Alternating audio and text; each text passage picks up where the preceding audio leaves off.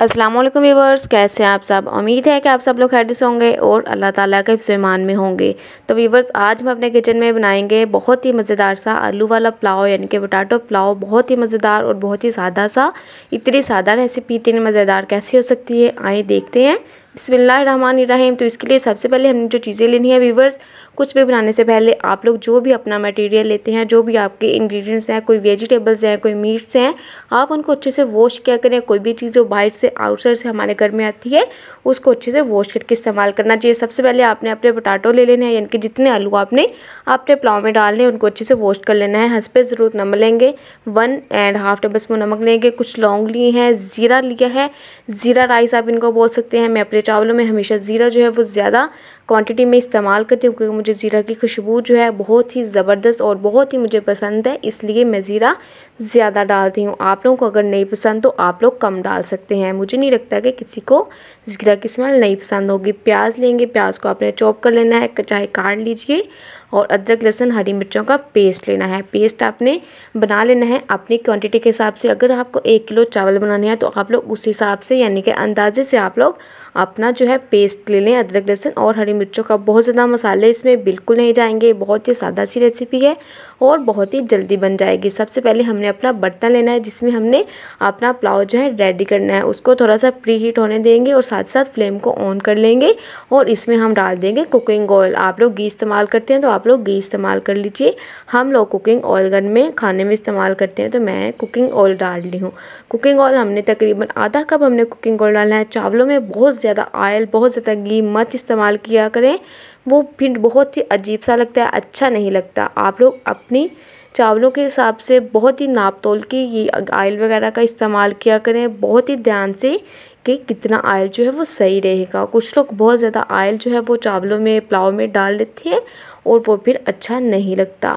एक बात और, अगर आप बहुत कम ऑयल डालेंगे तो उससे आपके चावल जो हैं वो अच्छे से फूलेंगे नहीं।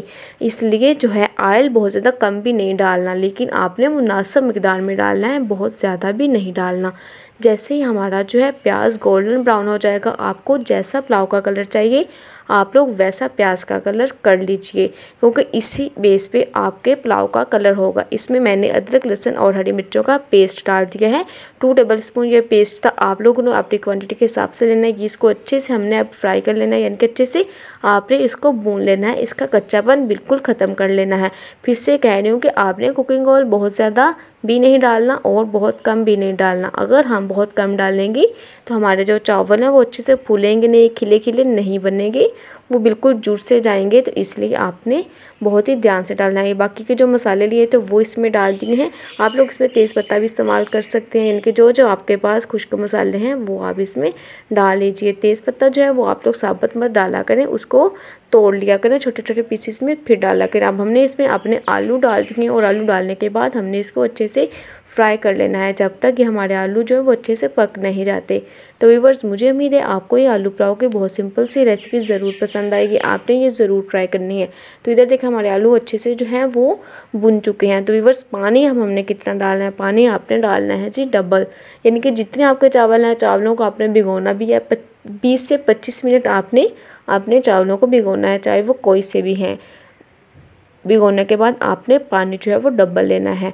जो बहुत ज़्यादा पुराने चावल होते हैं, पुराने चावलों की तो देखने से पता चल जाता है ये पुराने हैं, क्योंकि उनमें थोड़ी थोड़ी डस्ट टाइप होता है, तो हाथों को लगता है तो फिर पता चल जाता है कि ये चावल जो हैं वो पुराने हैं।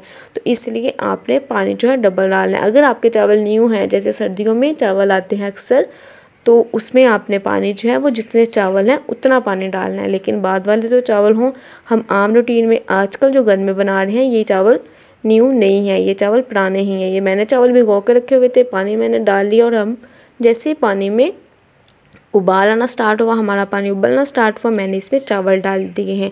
तो व्यूअर्स, आपने सारा पानी भी खुश्क नहीं करना, थोड़ा सा पानी आपने नीचे रहने देना है। बाकी का सारा पानी आप फ्लेम को हाई करके आप लोग बेशक खुश्क कर दीजिए। तो ये देखिए बहुत कम सा पानी रह गया है।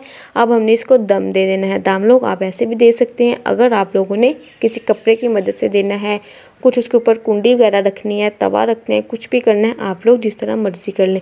तो मैंने नीचे तवा रखा है और चूल्हे को, यानी कि हमारा जो फ्लेम है उसको बहुत ही लो कर लिया है। اور ہم نے اس کے اوپر اپنی جو پلاؤ والی کڑھائی ہے وہ رکھ دی ہے۔ تو ویورز اب ہم نے اس کو دم پہ رہنے دینا ہے 10 سے 15 منٹ کے لیے۔ ہر ایک کو چاولوں کا حساب ہوتا ہے کہ کس حساب سے آپ نے دم دینا ہے۔ تو ویورز دیکھیں جی ہمارا دم ہو چکا ہے، تو یہ لیں جی ہمارا پیارا سا مزیدار سا پلاؤ تیار ہے۔ مجھے امید ہے کہ آپ کو یہ والی پلاؤ کی بہت ہی سادہ سی اور بہت ہی آسان سی ریسیپی جو ہے پسند آئی ہوگی۔ اپنا اور اپنی فیملی کا خیال رکھیے، دعاؤں میں یاد رکھیے۔ پلاؤ کی یہ ریسیپی ٹرائی کیجیے گا اور بتائیے گا کہ بہت ہی سادہ طریقے سے پلاؤ بنا کے کیسا بنا تھا۔ تو دعاؤں میں یاد رکھیے گا۔ اگلی ویڈیو تک کے لیے اجازت دیجیے۔ اللہ حافظ۔